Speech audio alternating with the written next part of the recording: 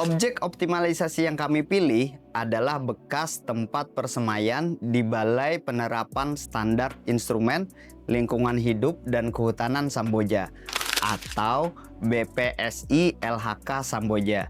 Sebuah aset negara yang saat ini tidak lagi digunakan karena adanya perubahan organisasi, yaitu pemisahan fungsi Kementerian Lingkungan Hidup dan Kehutanan menjadi Kementerian Lingkungan Hidup dan Kementerian Kehutanan.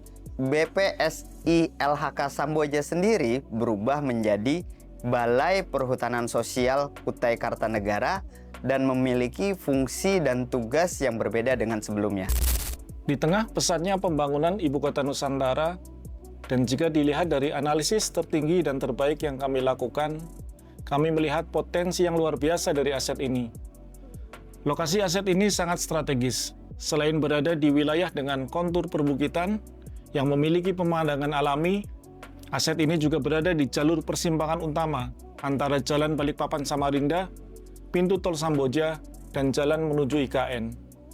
Ribuan kendaraan, baik masyarakat lokal, pelancong antar kota, pejabat, hingga wisatawan IKN melewati titik ini setiap harinya.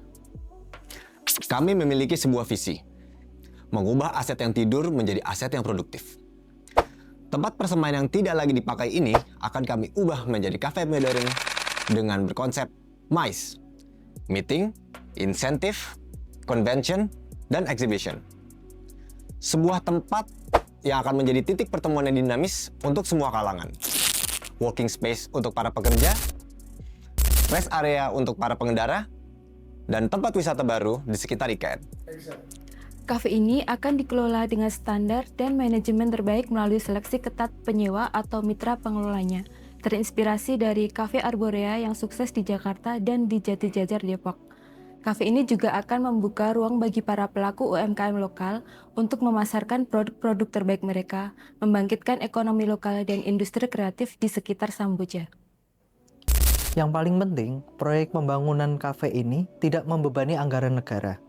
Seluruh biaya pembangunan didanai melalui hibah Corporate Social Responsibility atau CSR dari PT Bayan Resource Tbk. Dengan kata lain, nilai kapital ekspenditur pemerintah dari pembangunan kafe estetik ini adalah nihil. Sebuah kolaborasi yang membuktikan bahwa optimalisasi aset bisa berdampak luas tanpa harus bertumpu pada anggaran negara.